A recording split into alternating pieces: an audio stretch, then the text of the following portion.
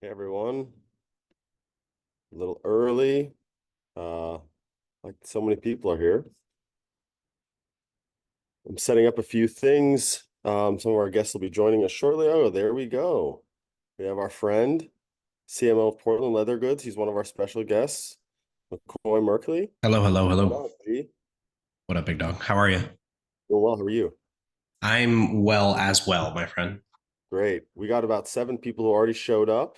So I'm gonna set up a few things while they're just hanging out with us. I don't know, McCoy, what's top of mind for you? I know we're gonna review some pages with you from PLG, but like what's been top of mind for you starting the year? Maybe some people will be interested in hearing about that. We had some pretty big meta issues like in the beginning of the year that I don't know Yeah. if we were like alone in seeing those. So we had to we pretty much burned every ad we had in the ad account like to the ground, pretty much replaced Yeah. everything. That was Yep. a pretty crazy start to the year because we typically run ads for like a long, long time and don't believe the word creative fatigue, as the meta rep describes it. But that pretty much dominated January for us. Was like rebuilding the whole ad account from scratch, just on it from a creative perspective. That was quite a lot. Sweet. Morning, guys. Hello, hello, good morning. How's it going?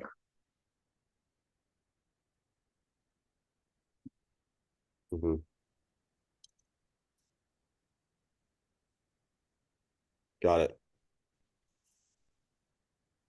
Sweet. All You right. guys pumped? Drop some bombs. It's Go. happening. Yes, sir. Happening, yes. We got some attendees showing up. It's good. We have more attendees than panelists. That's always a good Oh, it's a good sign. a That's good Good ratio. yeah, it's a good sign. It's a good sign on that. It's like the old OG college days. You go to the frat party and you're like, okay, what's the ratio? Like we got to make sure the ratio's right. This part. Are you guys able to hear me So through here? Yeah, got we're you. Yeah.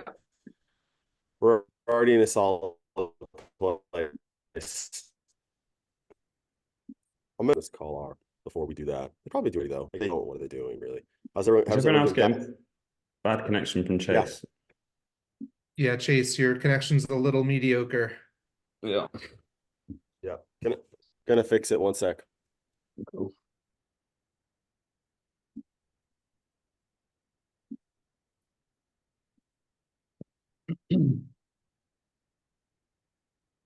Are you guys anyone headed to Shop Talk later in March? No, No I need to attend plans. more events this year, but no. Ash, you know? No plans yet, but we'll see. Always throwing events, so let's see.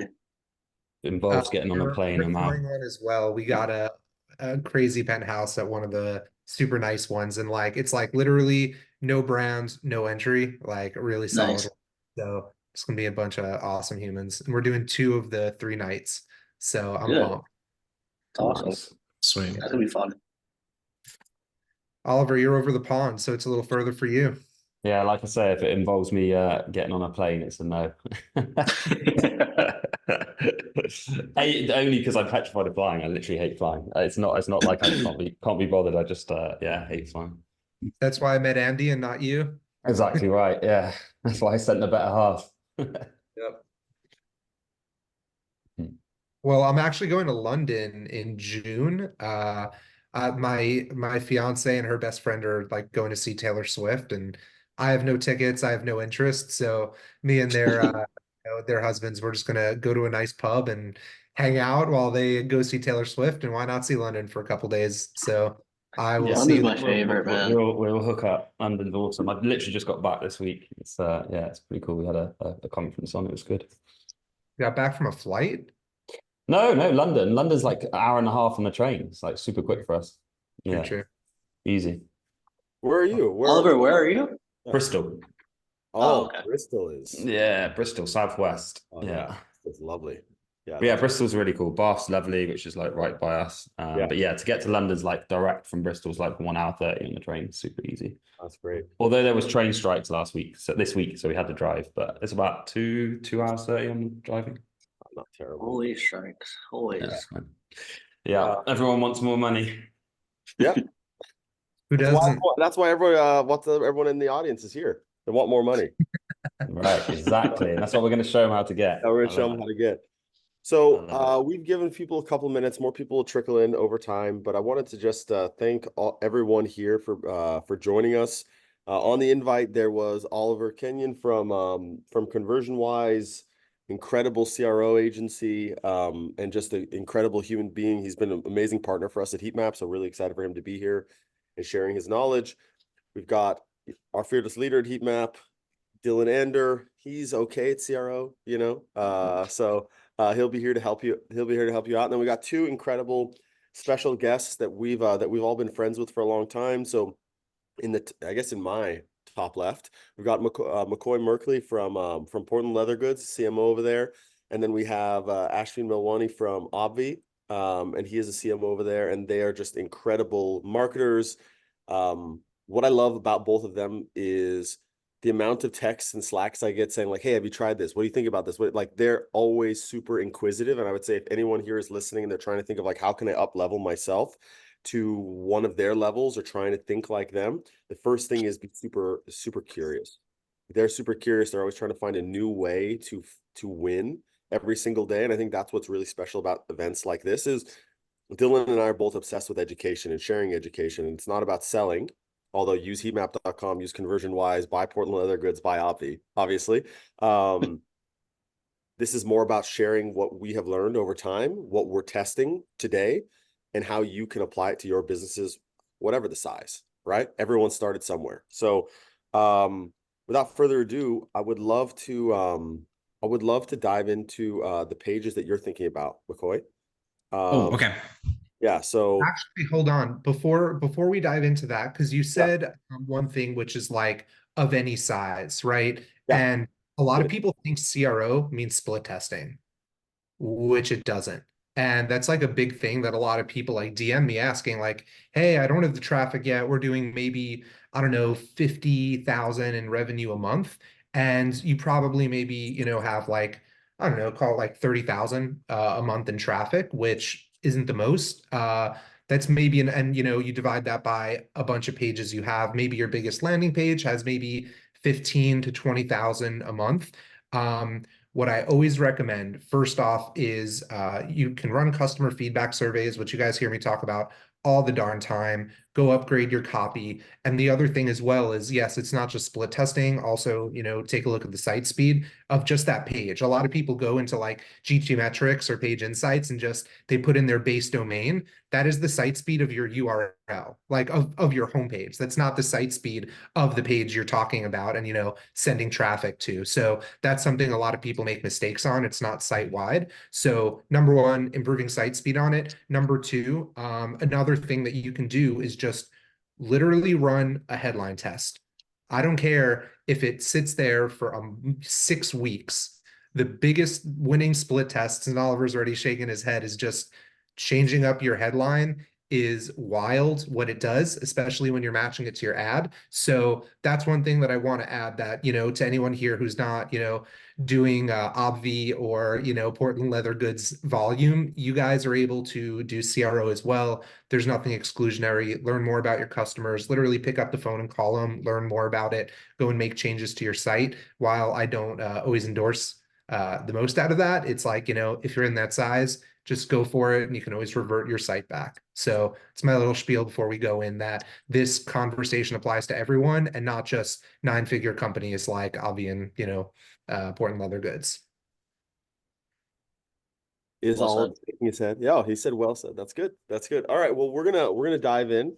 Dylan, I don't know. I just like when you drive. So MacCoy's gonna share his page with us, and you can just throw it in the chat here with everybody on the webinar, MacCoy, if you Oh, want. perfect. Yeah. Well, we're going to start pretty simple and just go for the homepage because why not? That's not a bad spot to start.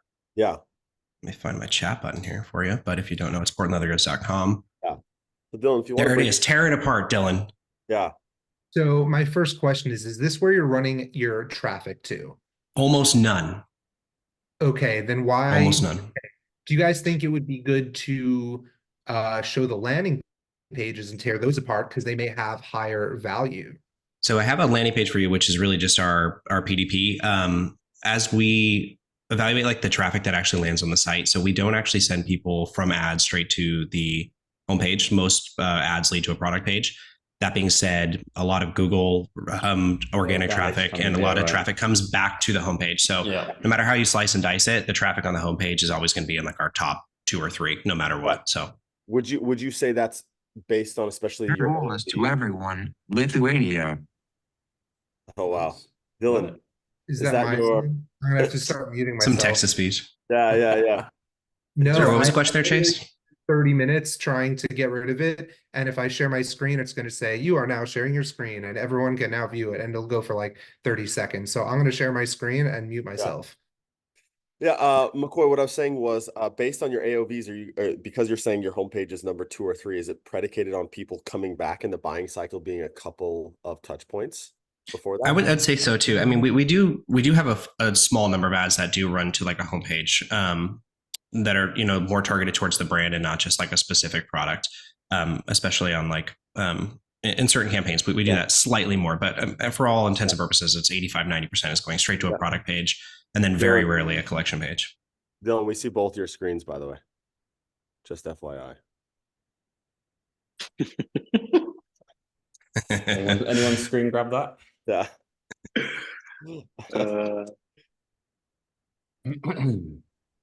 There we go. Oh, there we go. Nice. I liked reading his text though. That was fun. It's always fun. Yeah. All right. So I'm gonna let Oliver, since you are first on our list of guests today. Sure. What happens when you see this for the first time?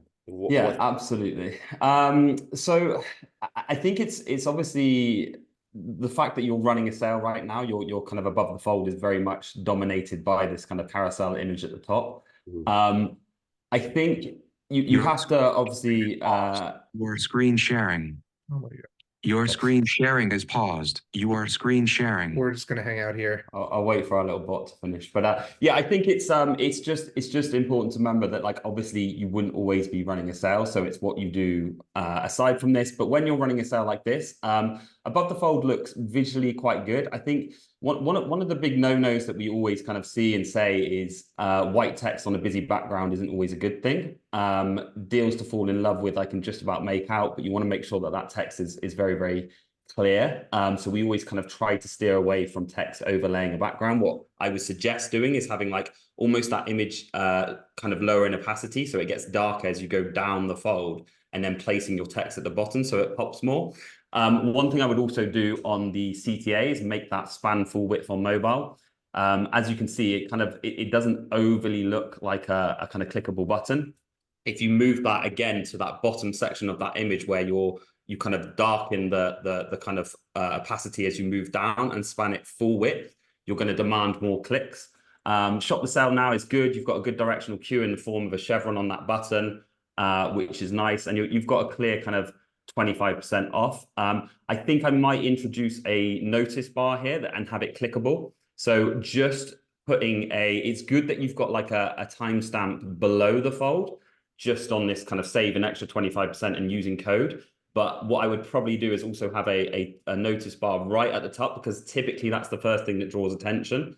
And just having that sale message on that notice bar as well. And then have something that says like shop sale or save now on the end of the notice bar that again is clickable, that takes you through to that sales page. Again, it's just going to kind of take more people through. But as far as it's a bit, like I say, it's a bit not difficult, but because you are running a sale at the moment, it's not your kind of standard above the fold for your homepage. I'd be interested to see what that looks like when you're not running a sale. But as far as just within view, those would be my kind of tips would be to, like I say, have that background image lower opacity as you come down. Hair accessories button in the card drawer. Nice. Put that text and button towards the bottom. Make that button full width, span it full width so it looks like a bigger button. And then I would just utilize a notice bar that was all on one line that had a clickable link back through to your sale. So you say a gradient opacity on scroll depth. Was that your I never thought about that. You see at the moment the image is obviously just the same color across the whole image, and then you have this like white text with a small CTA on top of that image. Often that white text will just get overlooked. People won't be able to read it because you've got a busy background with white text on top with quite a thin font, so it kind of gets lost. So I would be moving that text and the button centralized down into the middle of that image. Dylan, if you can just like highlight the kind of bottom, well, with your cursor, just go to the bottom of the image. I would have it like here, and then where that text is, just lower the opacity of the image. So darken the background so that it pops more and stands out more. And you'll just demand more clicks. And then, like I say, I would add a notice bar. Yeah, that's what I would be doing above this fold. Dylan, I don't know if you had any other insights for what you would do. Well ripped, my friend. So, I love it. We have 75% overlap. And what I will say is the button typically, while across the screen, I typically like it 75% of the width, right? Just like Oliver said, the concept is 100% there, where I usually don't do it full width.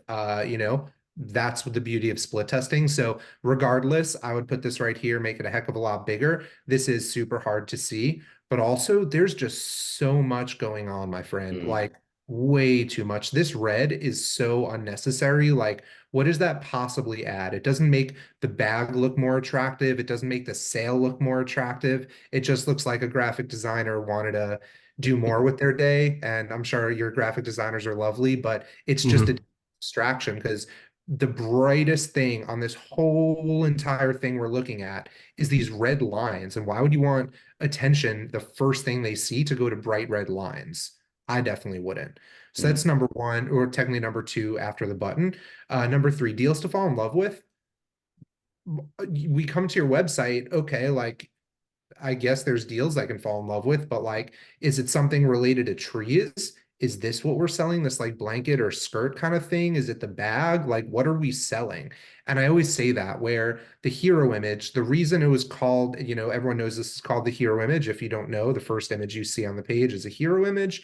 The reason why it's called a hero image is that your product needs to be the hero of the image. It sounds really, kind of boring in that regard, but this bag is taking up what I would say maybe like, assuming that the fold is right here, it's maybe taking up an eighth of everything you're seeing. The whole sale related content, everything with the sale, is taking up like 50%, if not more.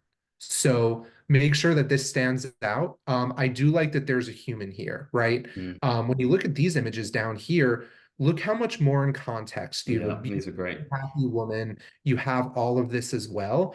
I would much prefer something where, you have this image. Now you have white text on the background, so it could be black instead of white. So there's two routes for it, where Oliver said it could be a little darker with white text, or it could be black text with a lighter background.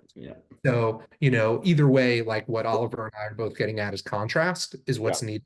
And that's why not everyone's in the green button gang. I usually am, like, it's money and a lot of things. It's funny, but I would definitely choose a different image here. Get rid of these red, make this much larger, and thank me later. All right, I will. I also think like when people have like large, obviously established brands like yourself, you kind of have this conception that, like Dylan said, like everyone knows who you are, so they know what they're coming to your store for. And obviously that is the case a lot of times, especially with organic. If you're coming through Google, like, you might be searching brand name and then you click through. You might be searching product name and then you click through, but typically then you'd be going to a collection or a product page. But that kind of assumption sometimes can hurt you. When Dylan mentioned kind of deals to fall in love with, right? But what are we falling in love with? Is it the bags? Is it the leather? So you only have like a very small window to kind of inform someone of exactly what you're selling and the benefit of what you're selling. So having something that's a little bit more specific to the product, and not having that assumption that, hey, everyone just knows who Portland leather is. Like, as soon as they land on here, they're going to know exactly what we're selling. Again, just helps kind of get that message across a lot clearer. All right. I appreciate it, gentlemen. I'm super curious because we just talked from like a CRO provider expert side.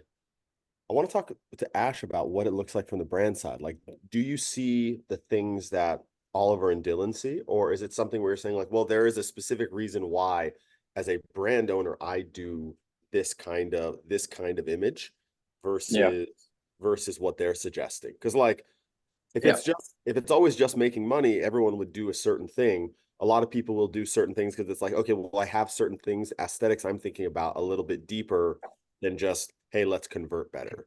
Right. So what's the take on this? Absolutely. So, I mean, for MacCoy, I mean, this is like obviously a promo that you're running, and you're probably pushing a ton of customers to the site right now, right? Very well aware of the brand. So this makes sense for what you're doing right now.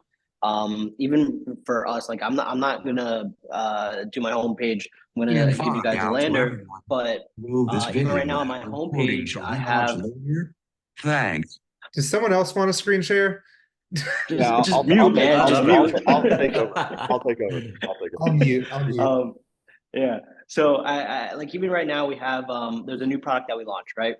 So that banner on our website is going to be new arrival, new flavor, less context, right? Obviously, as we've kind of grown, we've always we've wanted to add these little USPs to even the banner that's mainly for customers, right? So like, hey, this is great for hair, skin, and nails. So I get that point of it, but MacCoy, like even we were doing stuff like this, right, where you don't have the context, but again, it makes sense to just have it. Even Dylan's comment around like the red lines or whatever it is on a branding perspective, I'm sure this is your Valentine's Day sale, right? So in a sense it makes sense. I don't disagree with what he says, but I also understand it, right?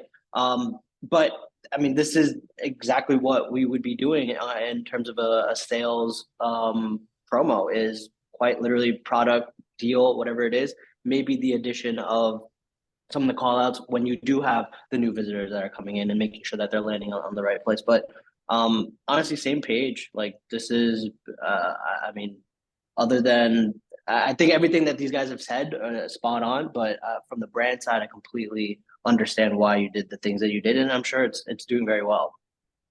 So I have a question, Ash, a little follow-up to that I want to give to the entire room here. You just said it makes sense that we would use a product image as well. And what Oliver and Dylan brought up was like, oh, look at when you get below, when you go below the scroll, you move past the above the fold, which by the way, is actually exactly what you said. You can't see it here, but like it actually does cut off on your phone right underneath this timer.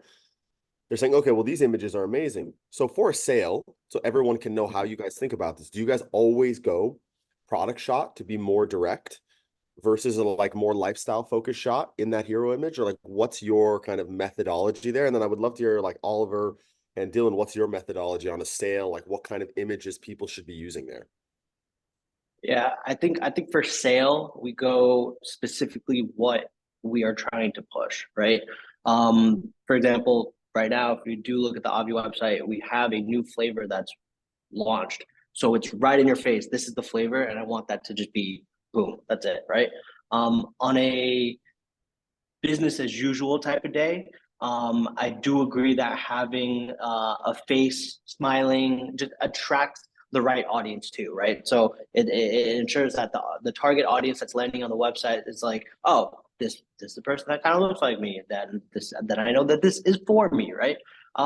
Again, this is way different than accessories and bags, but we found that we have this like range of demographic in terms of, we have the 25 to 30, just out of college, working, single maybe. Then you have the moms, then you have like the elder crowd. And it's like, you got to ensure that you're appealing to everybody, but it's tough, especially it really depends on like who you're really trying to target. But I think when it comes down to, again, the sale part of this, and it's tough because I'm sure you guys are just running this for like, the last week or so, having that smiling face or like just somebody that looks like you just solidifies it a little bit more.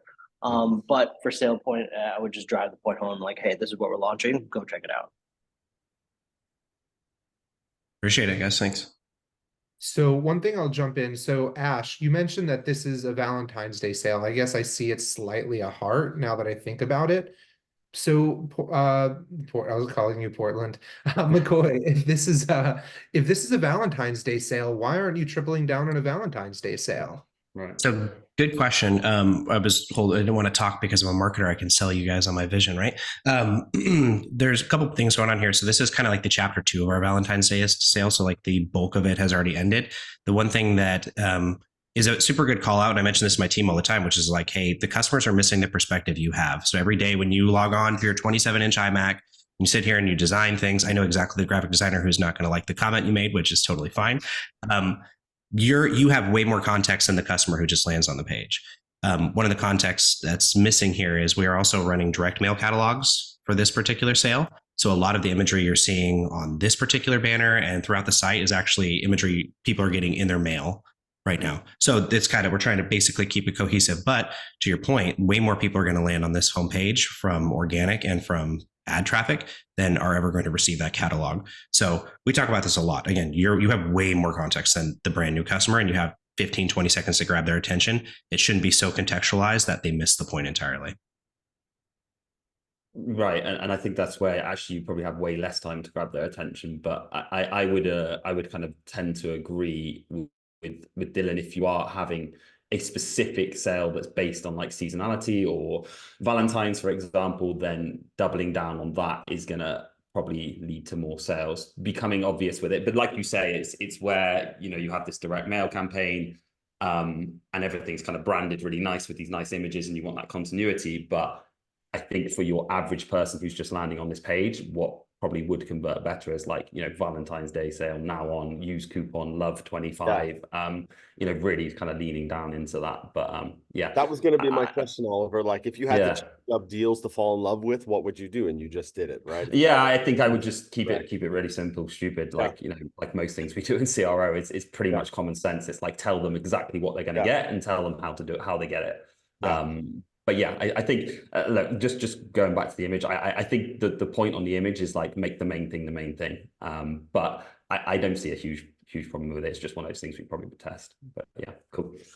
Awesome. I want to just move on to another page. Let's go to another page, but maybe mute yourself as you go. For MacCoy, which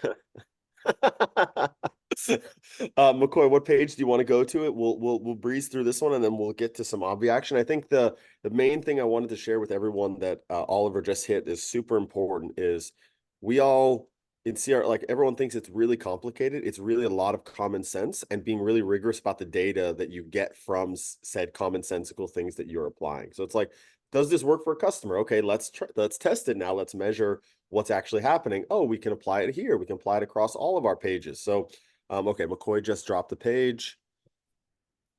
Dylan has muted himself, which is lovely. As you don't understand, him and I every morning stand up is like, Chase Moseni has joined the meeting. We're trying to figure this out. MacCoy, thanks for being a good sport on this. And just so you guys like know, he is willing to accept feedback like this at any time. So, you know, just hit him on Twitter, anything you don't like on the site or love on the site. He's just open for business. Okay. Ugh, look at that thing.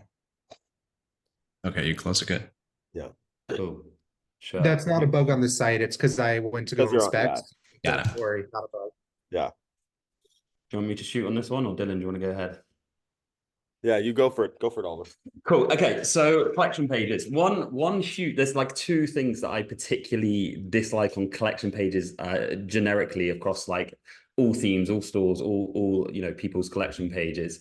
And typically, when you eradicate these two things, you tend to increase your revenue per visitor or increase your kind of sales.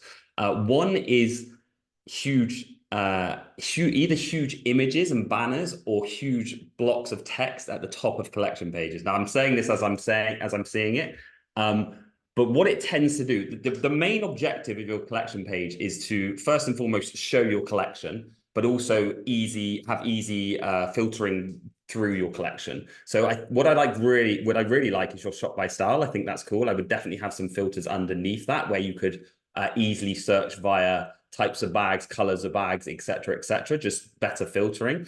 But that, if you scroll back up, sorry, then if you scroll back up, the big block of text and then that shop by style is only allowing you to show probably half an image, if not less, on mobile. So you're not actually doing what you're meant to be doing on a collection page, which is showing your collection. So the point number two is again, this is something to test, but where we see typically an increase in revenue per visitor is without instead of having one by one product cards, so that like you can only see one in a fold and then another one and then another one, giving people an overview of a collection with comparisons so that you have like 1-to-1 ratio. So sorry, 2-to-2 ratio. So you have almost four products in view within one fold and stacking them like 2 by 2 by 2 by 2. I don't know if that actually happens on mobile because obviously we're in spec right now, but that's what I would be changing here. I would be reducing the text at the top of the fold so that you pulled more products within the fold. I would maybe reduce slightly the image size of the shop by style just so that you can again pull more products up. And then I would be showing 2-by-2 ratio, so trying to get at least 2.5, if not 4 products within the kind of first scroll of your fold, so that people can really filter easily, and I can kind of see those collections. There's probably going to be more of it as I scroll down, but Dylan, I don't know if you had any feedback above the fold on this. Totally. Well, first off, MacCoy, is it 2-by-2 on mobile or is it just one? Yeah, I don't know if that's showing like this because we're in inspect, but as you know, a while ago, we went to a website called splittesting.com and hired an agency. So we've actually tested out 2-by-2. It does increase revenue per session. However, that personalization is not live, or the code is not live yet. So coming soon, but good call out because you are correct. It does test higher. Totally. Got Awesome. it right. Let's go. We love some data. And we love some splittesting.com action. So number one, yeah, this content, I always say you can never have more than like 15%. So if you wanted all other bags with a cool little image behind here, cool. I would take a guess, just because I've done this area of marketing, that this is an SEO tactic that you want right here. So cool. What I would recommend is, if you really need that SEO, in SEO, the higher it is on a page, the higher priority it does have. You can toss it all the way at the bottom. It's really not going to make that much of an impact. Your SEO firm won't like it, but they're not the one bringing directly in revenue because it's got to convert for SEO to bring in revenue. So I would take all other bags, but also look at the text here. First off, way too tiny. Like Oliver said here, these are cool, but what's not cool is how tiny this text is. Like I can go in and inspect just to see what size this guy is. That's a size 10-point font. Never, ever, ever in a million years, if you guys are watching this, have less than a 14 size font, 14 pixel font anywhere on your website ever for the rest of forever. I started doing 16 as the least because it makes it easier to read. And then sometimes when there's an older demographic, nothing less than 18-point font. So this whole area here as well, this is 14. So this is good, but these guys are way too small. So instantly global CSS override, all 10 pixel to 14 pixel, and thank us later. That's like a really big first one. Number two, if you just read the content, our leather bags are versatile, functional, and beautiful.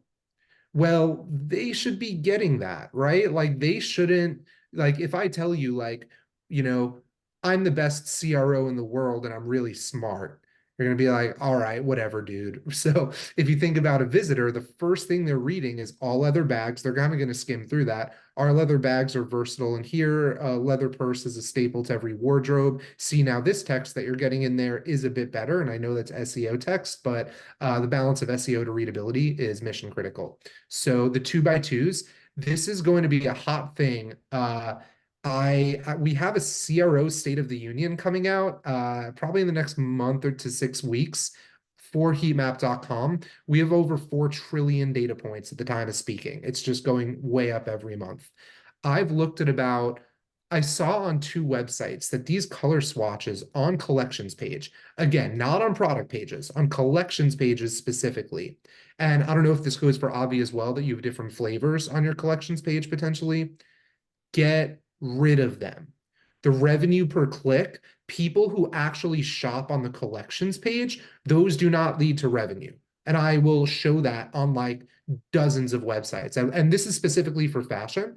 I'd imagine same for supplements as well. So those 2 areas, if they're shoppable, I've been finding horrendous results with these. Like I literally look at the whole product tile, revenue per click might be like $6, but most of these don't even have any sales if people clicked on it. And then I watch screen recordings of them, and those people are just like going like this. Let's see, look at this. Not my style. Bounce. So you want them Free to to go to the everyone. actual one But what instead. color do you show on the PLP? If you did, Cool. Dylan, wouldn't that happen anyways if you go into the PDP? It will, but if you do it on a collections page, they're just going to bounce. If you do it on a product page, great, it's there. And So also you have more real estate on the product page to sell them, right?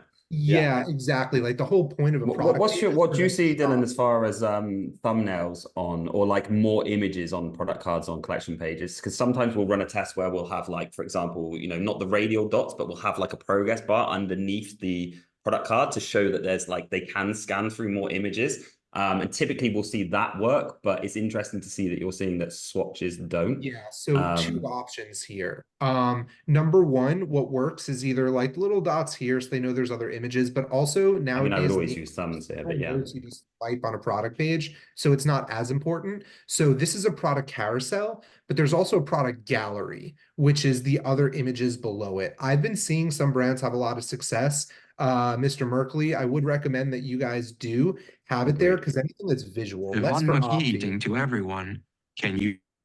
Yeah, I totally agree with that, having the gallery. So every time we test thumbnails versus like radial dots, etc., the thumbnails will typically always outperform because it just gives people a visual of like there is more images. And yeah, I would straight away introduce that. Agreed. Yeah, 1000%. So on the collection, have these here. What I would do is whatever your best seller is of these, because someone asked about the thumbnails, which is valuable, just find your best selling color. Like, let's say it's this one, and just make this the default, get rid of these guys. This one, let's say this is cool, get rid of these guys, keep this the default, that kind of thing to actually go through your collections pages. And this is a really big thing. I actually have almost half a chapter in my book, which is coming out soon. I'm final editing, finally staging, having an editor. We're close.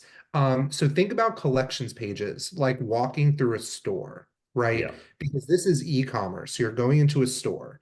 And when you're at a store, there's like the Apple store where they're like, hey, how can I help you? What are you looking to buy? And that's kind of more of the vibe of like product pages and home pages.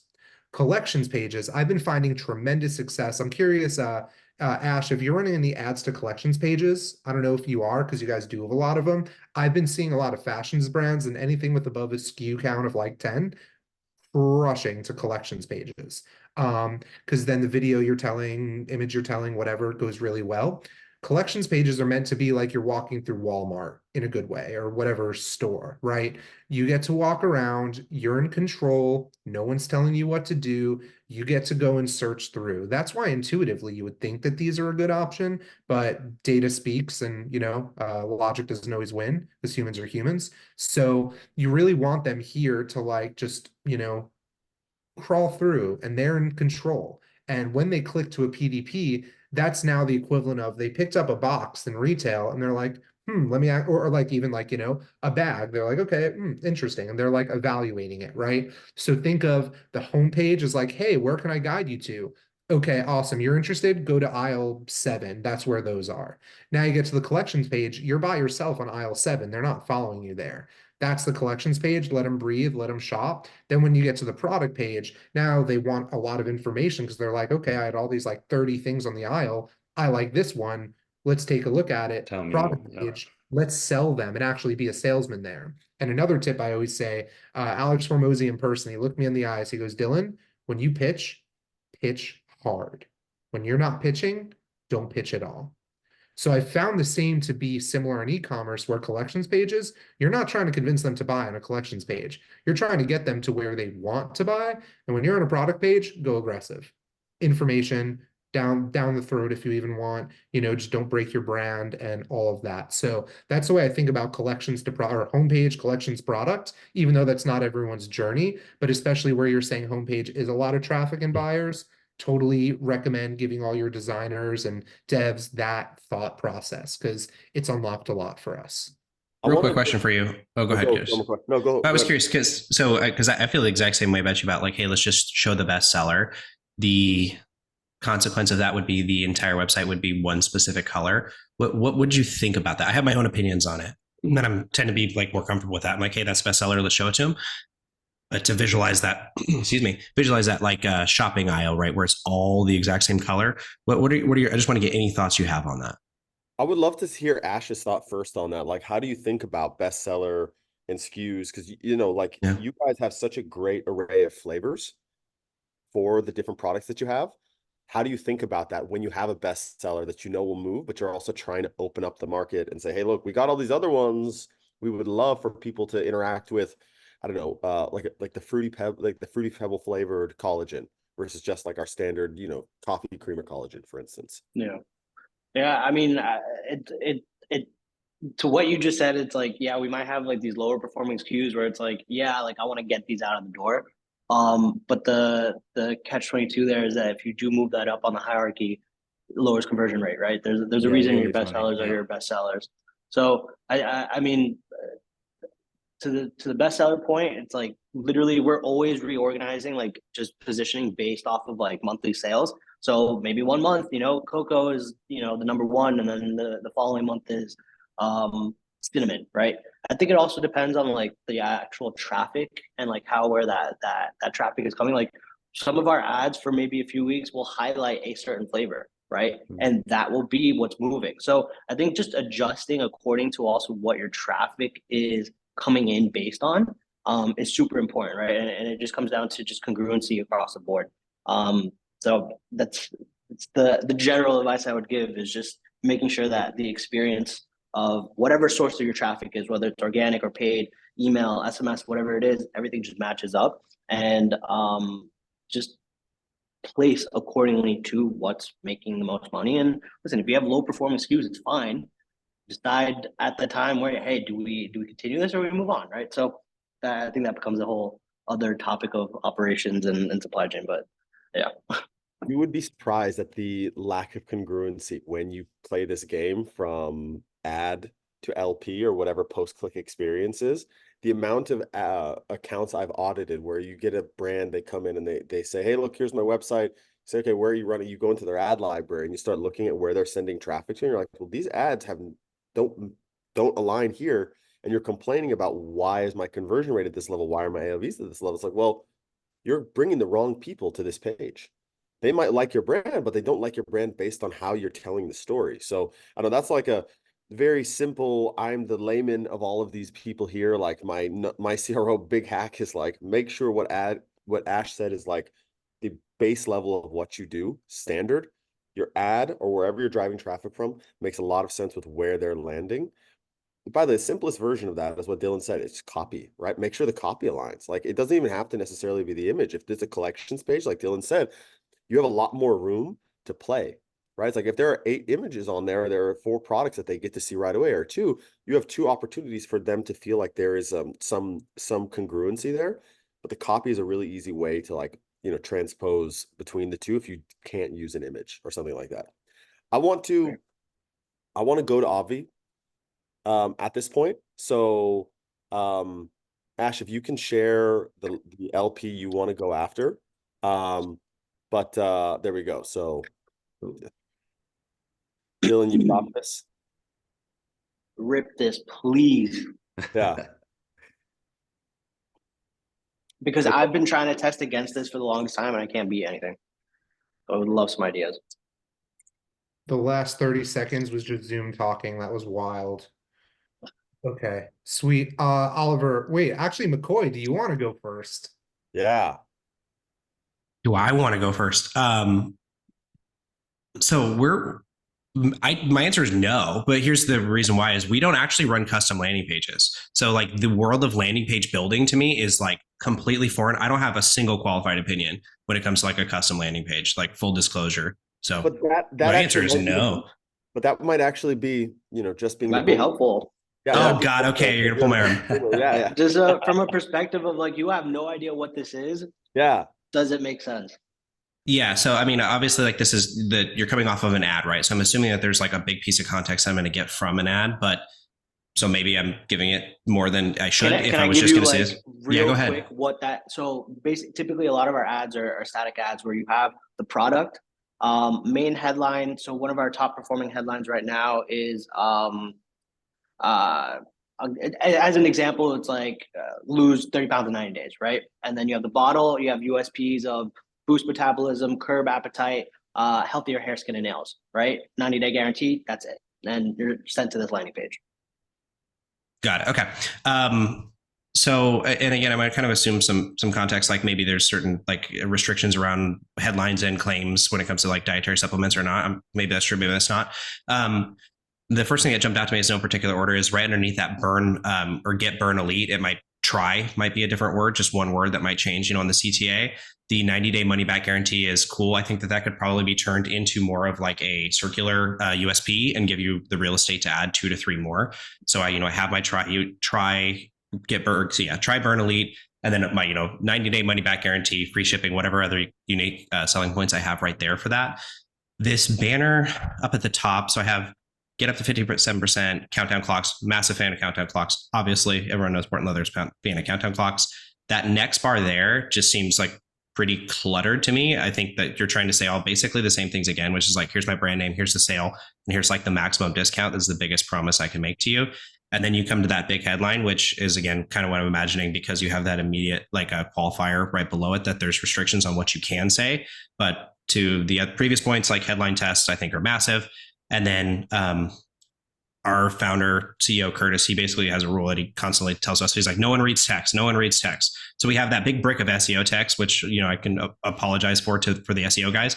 But outside of that, like he's like, I want 3 bullet points and nothing else. So for us, it's like, okay, from here, it's like I either need to get them to click this button or scroll deeper into, and then the photos that are just immediately below it, for me personally, focus way too much on the packaging. If what you're selling is results, not packaging, then I think the packaging should be exactly flipped. So where it's like massive result photos, small packaging, because like it's not going to be a selling point for me that the box looks cool. And now maybe you guys sell in stores, so maybe that like brand recognition is important because I need to go into a store and recognize the same package that I saw online. So again, unqualified opinion there, but those are like my immediate stickouts.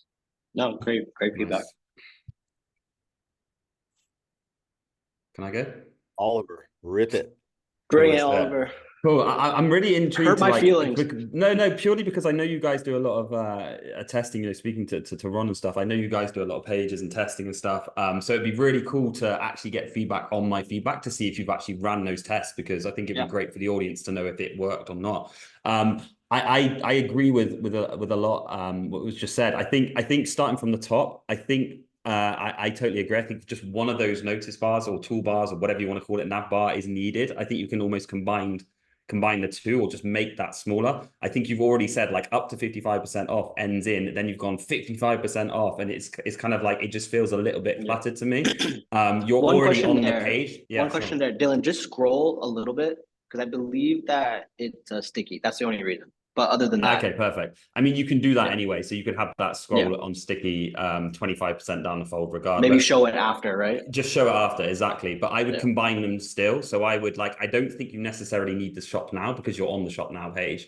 Obviously, to have a CTA on the sticky is fine. But I would somewhat combine those two. I think your claim at the top, the headline is cool. But then obviously having to have this backed up by like a state, a clause that says based on average. I wonder if there is a claim that you can almost make without that, because I think that almost counteracts the claim. It almost makes me feel like this isn't believable, because then you have to have this tiny bit of text I have to like squint to read that then gives me a negative connotation of like what you're actually saying above. So I think if you could make a less kind of direct claim that was just, because again, this is going to go on to my second point. I think the big block of text, I would be really intrigued to turn that into 3 benefit-driven bullet points. So I've read the text and it's very much focused around features. Like we have this innate kind of need as product owners, as brand owners to focus on shiny objects. What's the feature? What's going into this? What are the ingredients that I have that no one else has?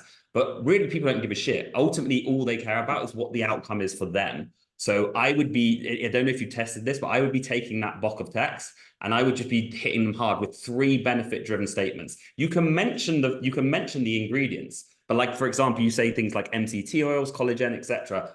Well, tell them what that does. What's the outcome for me as a consumer when I land on this page? What am I getting? Yeah, you've kind of got this bold claim, lose an average of £30, but what's the byproduct of losing £30? It's that I feel healthy and happier. It's that I get my confidence back. It's that I want to be the envy of all my friends. It's that I live a better life. It's that I can play with my kids. It's all these outcomes and these benefits that I would be hitting people in the face with in these bullet points at the top and make it super scannable. I'd be bolding those words. So I'd be like, live a healthier and happier life. And I know you have to be careful with claims and etc. And you'll have to obviously get this approved by legal, etc. But like, live a healthier, happier life. Get back to the body that you love, or become. I'm obviously ad-libbing and coming up with copy on the spot, which isn't always the easiest, but I think you're just so text heavy in that top section by making it scannable and hitting them hard with these like massive benefits. I like your TTA is too small, so I would again go to 75%, like Dylan said. Yeah. Try is nice. Try one question for you. I would put we're pushing on time. I would also put now Yeah. on the end of the word. But yeah, go on. Sorry. So to your point, right? I feel like for supplement brands, when you are in this, that are primarily traffic is driven by paid. Okay. Yeah. From the perspective of a consumer that is now in this funnel, okay, weight loss, or whether it's sorry, healthier hair, skin, and nails, whatever it is. From the perspective of a consumer, you see one ad, you're going to see 20. Okay. All 20 of these brands are going to say lose weight, curb appetite, da da da da da. They're all going to have the same outcomes, right? So how do you actually stand out without having to like what is the differential, right? So for me, the way that I think about it is like, if everybody's saying the same thing and claiming the same thing, don't I lead with why we're better? Or do you still think that the outcome is still better? The outcome and the benefit is always going to sell you more, because people, like I say, people don't really care. If they cared, they would compare 20 different supplements, and they would look at the ingredients and they would go through every single ingredient. It's a feature, it's a shiny object. It's not what's going to make their life better. And that's why you can do both. You can say like collagen, 5 types of collagen that help you feel healthier and younger. MCT oil that gets you back to the best version of you. Like there is a way to do both. To combine, but having that real scannable 3 bang, bang, bang, bang, that always, mentions that transformation is what people are buying. They're not buying for the ingredients. They don't really care. As long as it's legal, as long as it's not going to kill them, they don't really care. They care how they feel. You have to imagine the people who are buying from you specifically are overweight. They're probably unhappy. They're probably depressed. They've probably got husbands and people who don't like the way they look anymore and all this thing. So like to give them that transformation and that belief in that they can get back to the body they love and feel more confident, and that's what they want to hear.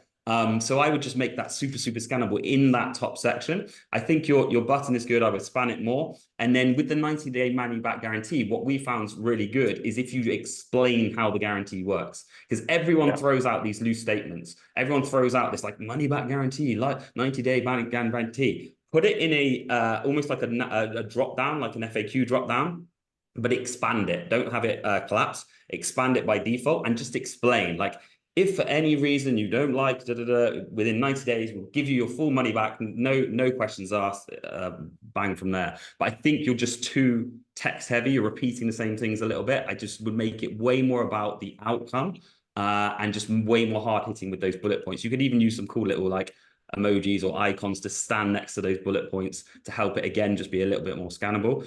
There's lots more I would suggest below the fold, but for me that above the fold would no, that's great. And I should also say it's your a bit of social proof as well. So like how many people have you sold to? How many happy customers have you got? So just adding maybe right at the top like some stars and saying like helped over 100,000 women lose weight and feel better, like bang straight away. Dylan, don't know if you agree. I am going to be super contrarian and would love to argue. Because there's nothing better than some good spicy beef other than tasty collagen. So number one, okay, you said that you're in a sea of people making the same claim. you have a specific demographic. There's going to be people who want to lose 30 pounds that are athletes. There's going to be people who want to lose 30 pounds who are, 85, who are different ages, who are men that are geared towards it. Every single thing here, I'll take a random guess that middle-aged women is your demographic. Yeah. So, based on all the images, right? So the fact that all the images you have here are generally middle-aged women, or, mid-aged, right? Whatever. Sorry to I don't know that a word the best way, but how thousands of women are losing an average of 30 pounds in 90, and how an average, or sorry, let's say that another time. How thousands of women above 40 are losing 30 pounds in 90 days. So now you have women and now you have over 40. Those are both emotional things. Your gender, in this world, you feel seen, and then you're above 40. And guess what? You want to know what else? Another big hot take I have is that I think Facebook ad targeting has way more to do with your landing page than your ad. I would have the crappiest ad in the world and the best landing page in the world, probably a better CPMs and all the above. So Cody Nixon to everyone. that's I have a beanbag. We have all.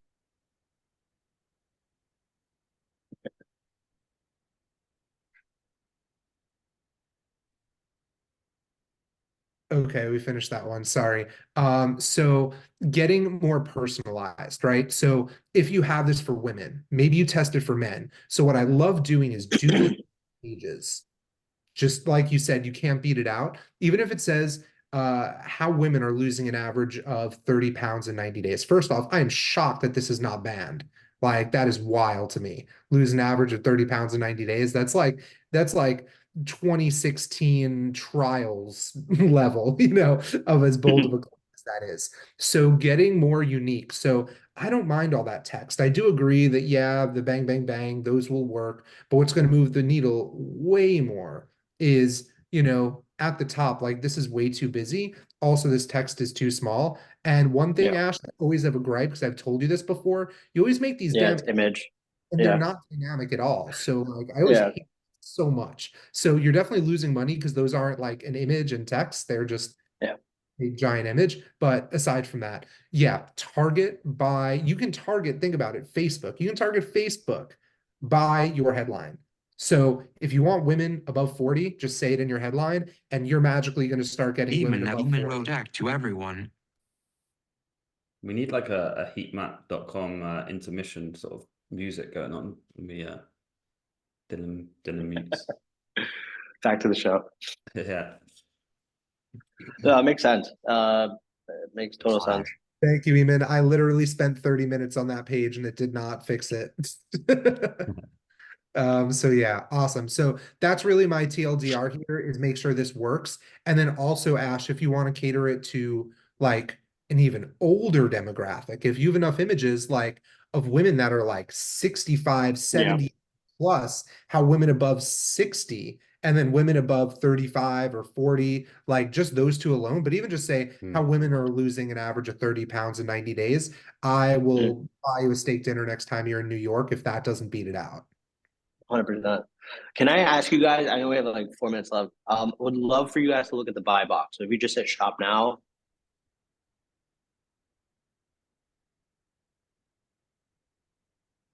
Yeah, did. You're Ash, asking while about, he's loading that up. Oh, go ahead. you're asking about this one, Ash? yeah, just hit any of the CTAs.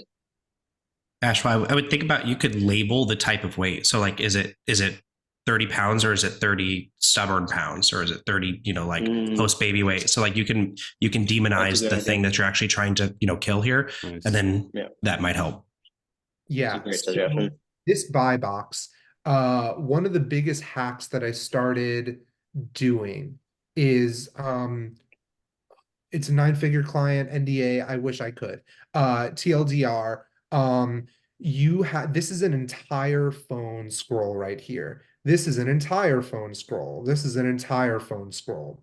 Having them horizontal this way of being able to make them smaller. So 2 or 3 of them are coming because there's something called price anchoring where they expect something. You can go to the 531 route and like try that. Not sure if you have tested that or not. Yeah. Have you? Did this outperform? So when we did the price anchoring, AOV was up by like $20. Conversion dropped more than enough to make it a worse test. Okay, cool. That makes sense. So even if you're at 135, which is still fine, they need to see more than one on their first phone scroll. They're here. Now they're looking at the price, the buy now, pay later, buy 20% off, blah, blah, blah. But if this was half the height, now when you're here, you could see all 3 of them on one phone screen, which should be your Yeah. goal. So that vertical space is really eating you up. Mhm. Yeah, you can also go like on the boxes, you can go 2 and then so you can stack 2, your first 2 next to each other and have the third underneath because then you can all still show the 5 bottles. But I agree with Dylan here. Like typically when you're sort of bundle and save these kind of offers, you need that comparison because if you imagine they just click that link, they may not even know to scroll down. And that's where your perceived value is not there in shot. So when you're trying to get that perceived value across, just by having like 2 and then maybe 1 underneath, you're going to get that. I also think there's a little bit of a contradictory here in the statement in your headline. So your headline says lose weight for under $1 per day, but then straight away you're seeing $1.35 per serving, $1.34 per serving. So you're kind of like going against that statement, which will confuse people. And we know like any form of friction or confusion is just going to make people not purchase. But yeah, I think I would do exactly the same and have them kind of stacked so you can see them within one view. On your reviews as well, like this is tiny, but I love saying stuff like happy customers. So instead of just saying like 2293 reviews, just saying like 22293 happy customers or verified customers or weight losing customers or whatever that may look like. You've got save 20, most popular save 24, save 57. Okay, cool. Yeah, I think the main thing here is like a stronger headline and then just and then stacking them all in one view, so you have that perceived value of like the discount that you're getting for more purchase. Fair. Yep. Super fair. 3 most important things: headline, hero image, buy box. If I was limited to 3 tests for the rest of forever on landing pages, those are all I would test. So I think you're pretty close here. I think that a fundamental redesign is really not going to do much justice for you. I think the copywriting and like that last one Oliver mentioned is still copywriting, which by the way, Oliver, I love that. I'm going to steal a bit of that. That's awesome. So yeah, super rad. I love it. One other thing, yeah, so you do have that image clickable. Those are the 3 things I think in the TLDR. Any other question? I know we're coming over. I have a little bit of time. I had all canceled. So I'm happy to keep jamming for a little bit if anyone and maybe grab one from the crowd. If you guys do need to go. I would love to. Let's close off with our guests. I know everyone has busy schedules. So if you guys, MacCoy, Ash, if you have to jump, totally understand. Oliver, if you have to jump, but Dylan and I will stay on and we can audit some websites from different people in the Next to everyone. so I really appreciate both of you jumping on, sharing, being open to feedback. Hope it was valuable for you. I got notes for days. Let's go. So anything you guys have on that side, if you guys have updates to your tests, let us know, post in Twitter, whatever, based on some of the things you learned. I'm sure people here would be really excited to hear what you're testing. So I just want to say thank you. If you guys have to jump, totally understand, and we'll jump into some audience audits. Thank you so much. Awesome. Thanks, I appreciate it. Appreciate it. I got more time, so I'm gonna hang out. All right, cool. I'm gonna hang out for another 10-20. It's all good. Sorry, we're not doing Gotta more run, guys, but thank you. All right. Thanks, Ash. Cheers, Ash. Cheers, mate. Bye. Ocean Mosaics got it first. Money loves speed. But Ultimate Sack and Ocean Mosaics. Yeah, let's go.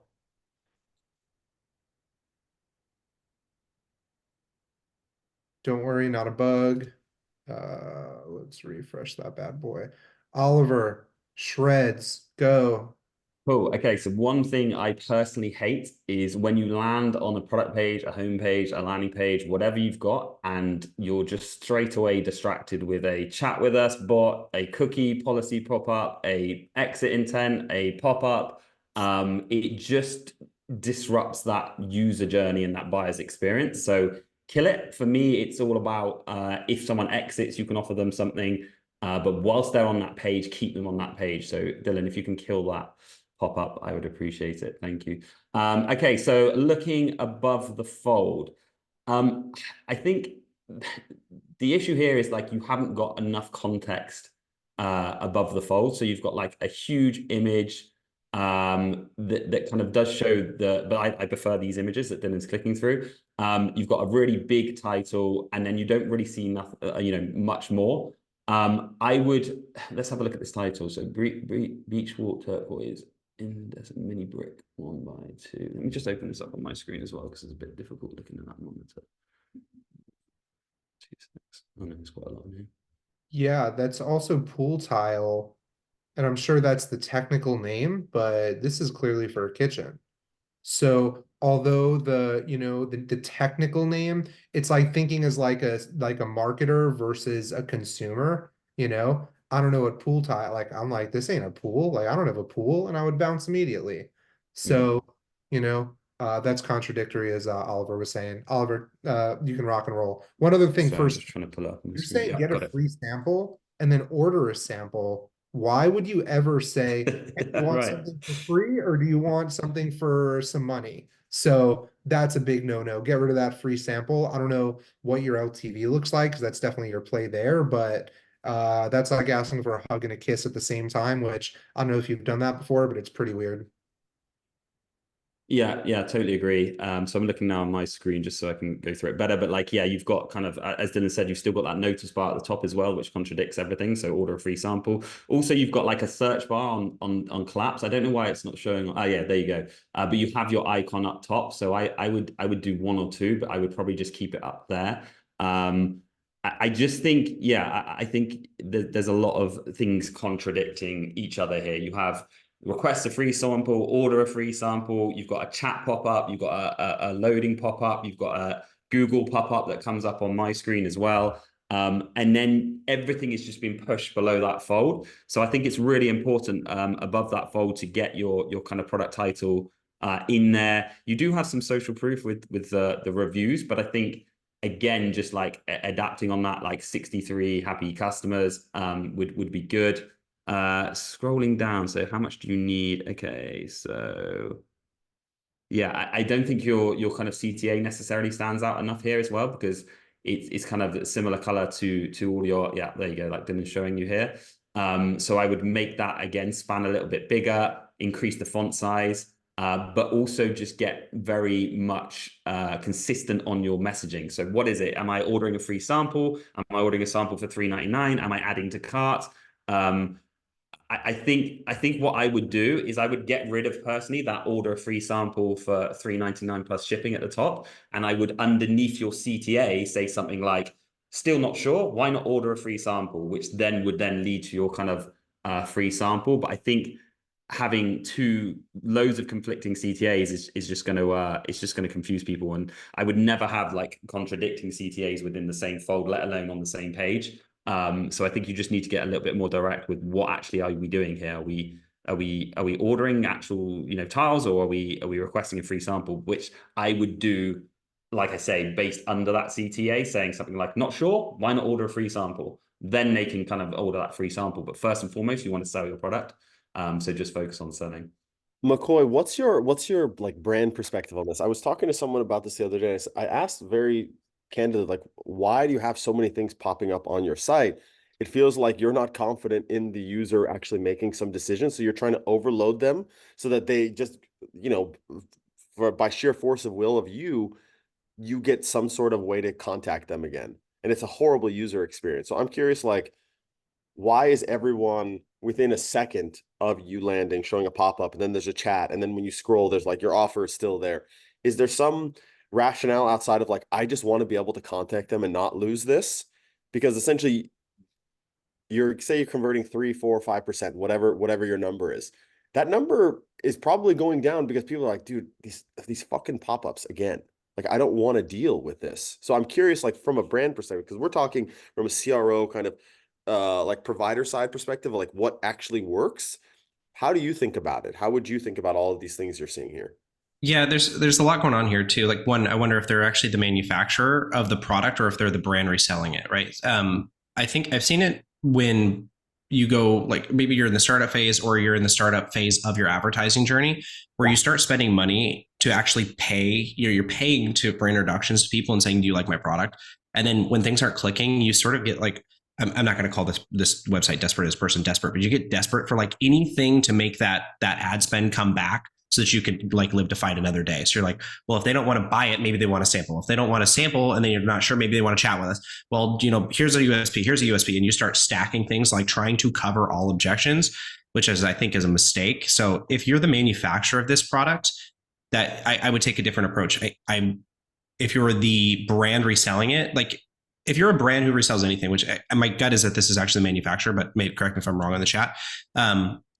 You focus more on like the trust of the brand. So like when I look at the review section, those aren't actually reviews for the specific product, they're brand and business reviews. So like but the expectation right there is like, okay, this particular product has 62 reviews and maybe you break even on the spread here of people thinking that this particular product has 62 reviews.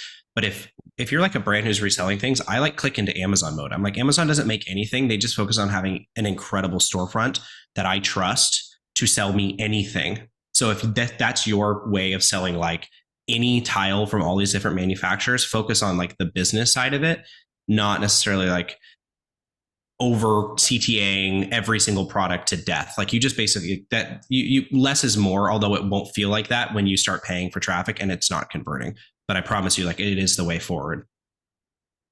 That you nailed it. Let's move on. One thing I have to share. This is one of my favorite CRO hacks per se that I've seen in a Jason minute. Any to everyone.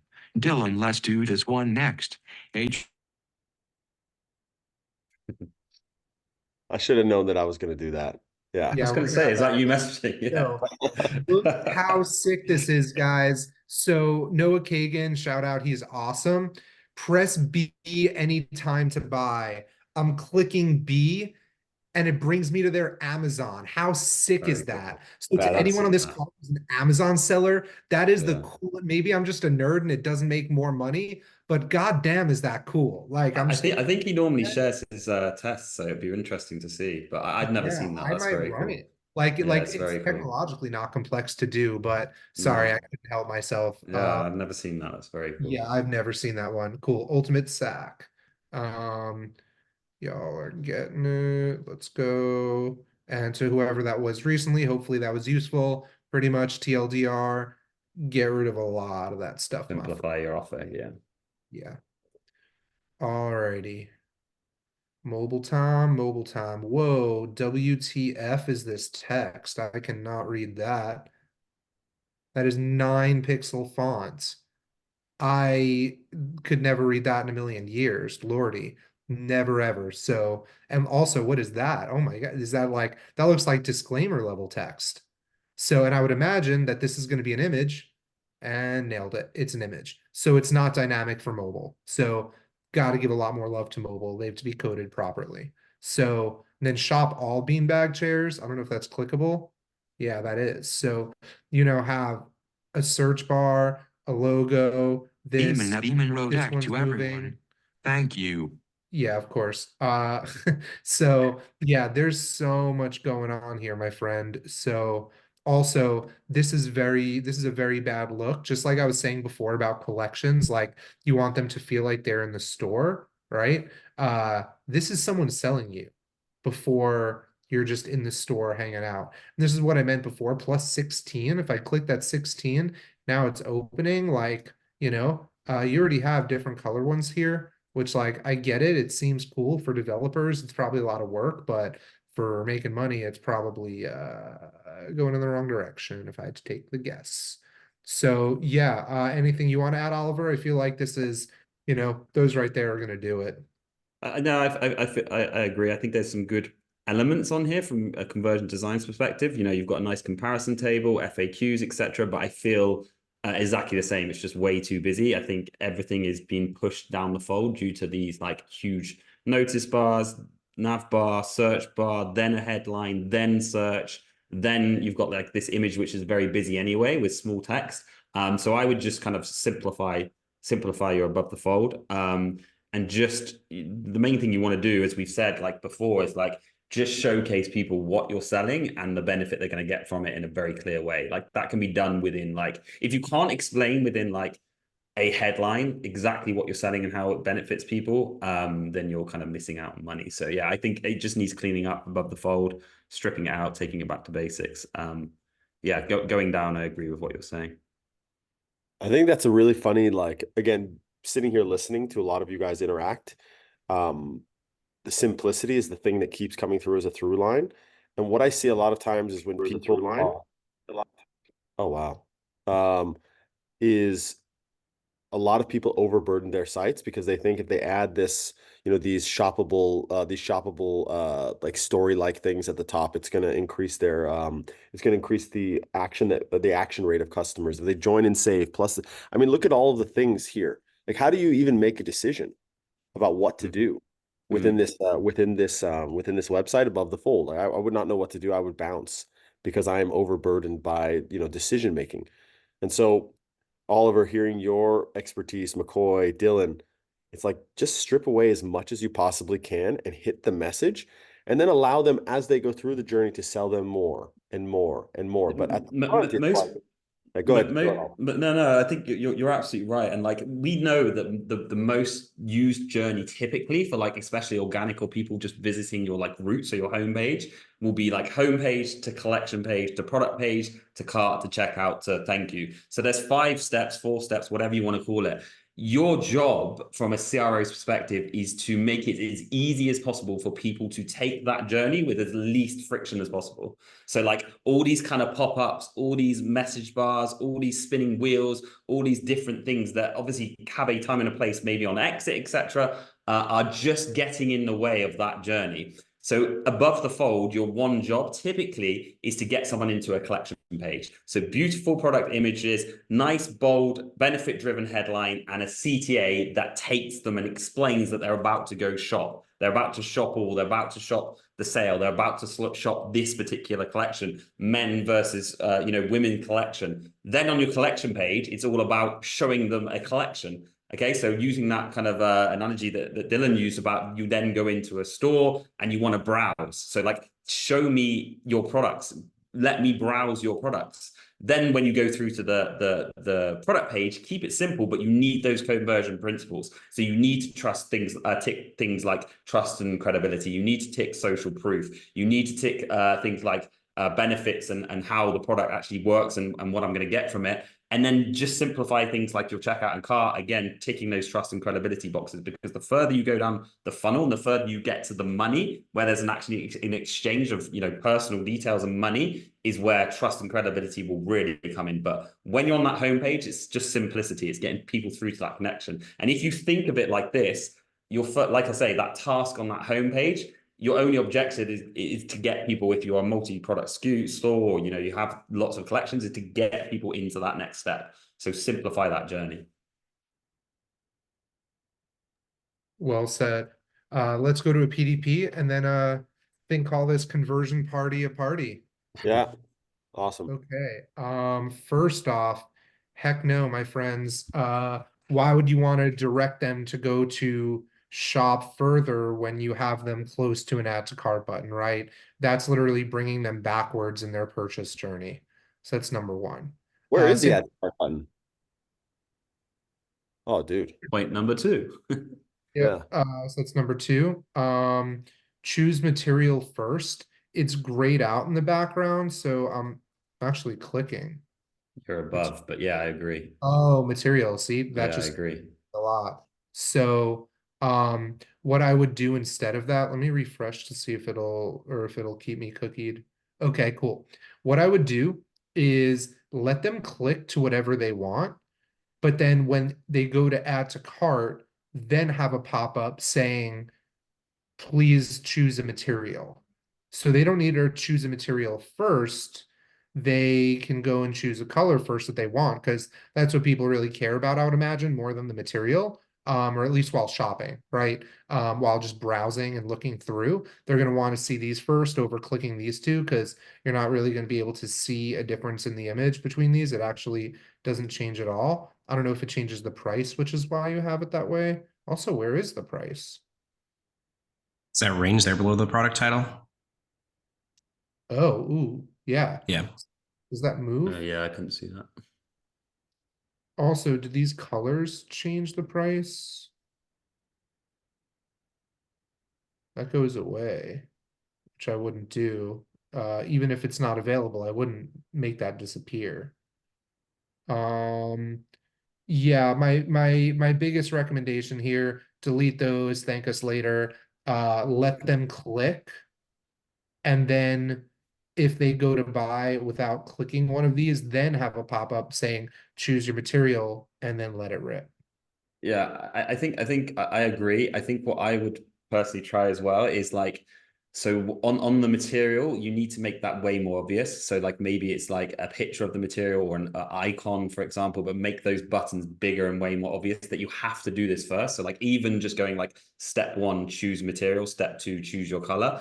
I think on the colors, I would test getting rid of the SKUs that are out of stock, because here this just looks like you've got so many products out of stock that I'm choosing unpopular colors, right? So like by hiding them, people don't know that, because what you'll do is you'll get a lot of people that'll be like, oh, I really want the gray. I tell you what, I'll come back in 6 months when the gray's back, and they'll never come back. So just by hiding those options, people didn't know that you actually had those options. So they're more likely to pick something and go check out. I definitely bumped that CTA higher up. And again, another test to run, like a lot of what me and Dylan share are best practices, but you never know until you test, right? So like I would probably also just test having these colors as actual product image thumbnails as opposed to colors, so people can actually visually see. I know you click and you show them, but visually see comparisons in the selection here as well. But I think that's something that you would test. It wouldn't necessarily always win.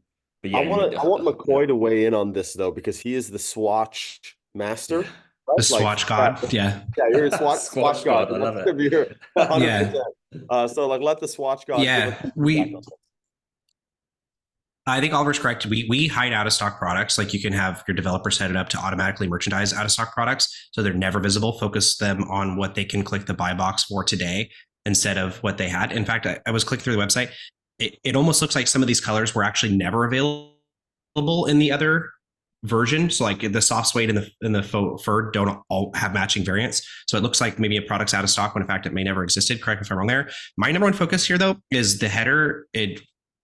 Forgive me, it's atrocious. The problem is when you bring people in off of like a Facebook ad, they get an additional bar, and what you're not seeing on the inspect version of this is the additional bars that pop up on the bottom of the iPhone, depending on what version you have. So that header being so giant, one, I think the search bar is a giant waste of time. What are you looking for? Spoiler, it's a beanbag chair. Like you don't need it. And then shop all beanbag chairs is a step backwards in your journey. We also, if you scroll to the top of this, like you have the recategorizations, which is essentially like a miniature collection page on the top of your product page. More engagement does not equal more money often. And then the same thing goes for breadcrumbs. We haven't found breadcrumbs in our testing to be effective on mobile, only for desktop. And again, like you're reiterating the product title there too. So like that header, by the time you go to like, if you're not actually going through your website from a in-app experience, meaning like clicking on a Facebook ad and going to your website and seeing that extra vertical space you lose to the in-app bar, like it's painful, and that header needs to be shrunk. Like I'd kill the what are you looking for? Kill the shop all beanbag chairs. Kill the recategorization here, or just make them.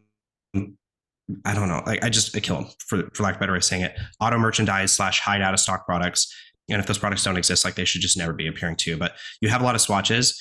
Reduce that vertical space. We found that swatches perform better like up higher, because people do a behavior we call color surfing, where they're clicking back and forth, but those fuckers can be way small. Whoops, I cursed. I don't know if I can curse. Anyways, shrink those puppies down quite a bit. They're a little bit too high or too big. Love that. Beautifully said. I do have to run. I've Good. got We'll close it off. I really appreciate everyone being here and spending the time doing it. For all the 26 people who stayed with us for an extra 20 minutes, this was a pleasure. And I learned so much from all of you guys. So thank you so much. Thank you all. Thanks, guys. Appreciate it. McCoy, Oliver, thank you for coming on. If you guys aren't Welcome. following McCoy, go give him a follow on Twitter, LinkedIn, wherever you are.